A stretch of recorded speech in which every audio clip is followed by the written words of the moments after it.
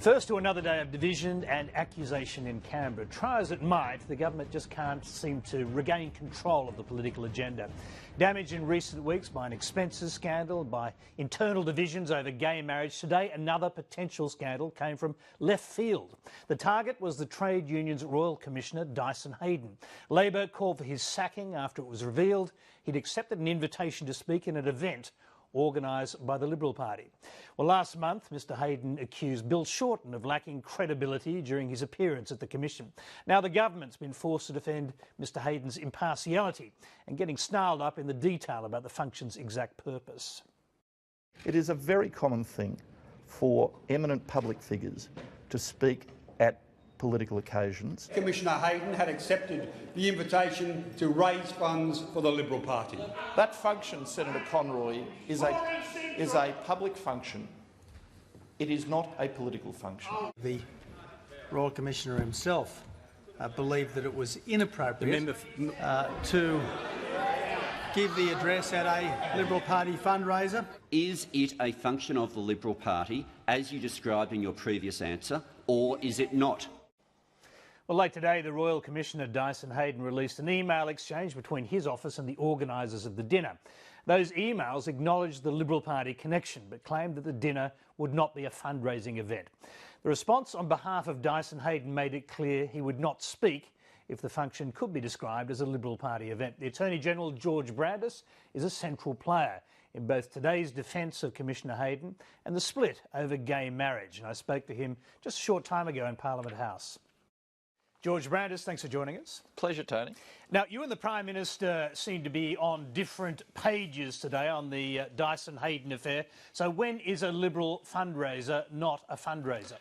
Well, the event to which you're referring, the Garfield Barwick address, was not a fundraiser, and it was specifically indicated by the person responsible for convening the event that it was not a fundraiser. In fact, late today, the State Director of the New South Wales Liberal Party, Mr Nutt, put out a statement in which he indicated that he'd done a costing and the cost of the event charged by the venue provider was almost exactly the ticket price. So it's not a fundraiser if you don't raise any funds from it, Tony. Well, so the Prime Minister's got it wrong then, did he, in question time? Well, there was an awful lot of play about that in question time. Well, the question time was before Mr Nutt put out his statement, which indicated that effectively no profit was made from the event.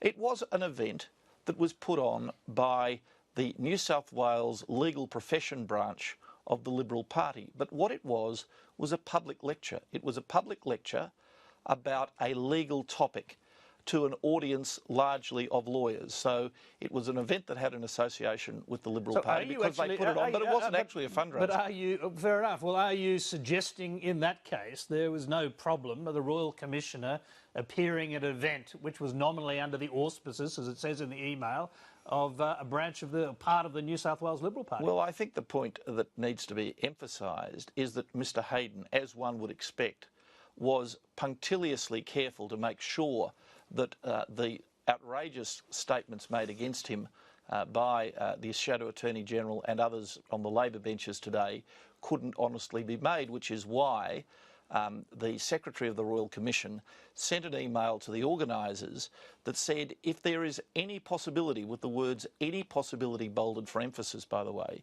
if there is any possibility that the event could be described as a Liberal Party event, he will be unable to give the address, at least while he is in the position of Royal Commissioner. So Mr Heydon, of his own initiative, before this was even raised in the public arena by the Labor Party, had done the very thing that they said he ought to have done. OK, in the email exchange you're referring to today, Gregory Burton SC, who's the man who invited the Royal Commissioner to speak, said, as you know, although nominally under the auspices of the Liberal Party lawyers' professional branches, this is not a fundraiser. Would you agree there's a suggestion that Dyson Heydon already knew of a Liberal Party connection to this event? Look, Tony, I'm not going to parse email exchanges between individuals. Well, that's precisely what you were doing a moment ago. The fact is, A, this wasn't a fundraiser. B, it wasn't in my view, in the character of a political event, it being a legal lecture to a group of lawyers, albeit one put on by the New South Wales Legal Professionals branch of the Liberal Party. C, it was a public event. And in any event, lastly, Mr Heydon, to avoid any possibility of this being set against him, withdrew of his own initiative. Yes. Would you agree, though, the phrase "as you know" suggests that Dyson Heydon was well aware of the Liberal Party's involvement prior to this email exchange that's been released? I think that phrase in the email exchange could mean anything. Did it in any way, or would it in any way, have impugned his neutrality as a Royal Commissioner for him to have given that speech at a function which was under the auspices of part of the Liberal Party? I think it would have been better had he not done so, which is why he decided of his own motion not to do so. Should he have done better due diligence? That's what people are asking, before accepting the invitation in the first place. Well, as I understand it, he was approached some years ago by a person at the New South Wales Bar who suggested that at some unspecified time in the future he might give the Sir Garfield Barwick address. This is a well-established address within the New South Wales Bar. The address was not merely advertised by the lawyers branch of the Liberal Party, it was advertised by the New South Wales Bar Association with no reference to a connection to the Liberal Party. The transcript of previous Garfield Barwick addresses have been published in the monthly journal of the New South Wales Bar Association. Can I just bring you up on that point, because you delivered the inaugural Garfield Barwick oration back in 2010. Did you make your travel arrangements for that under the assumption that this might be judged as attendance at a party fundraiser?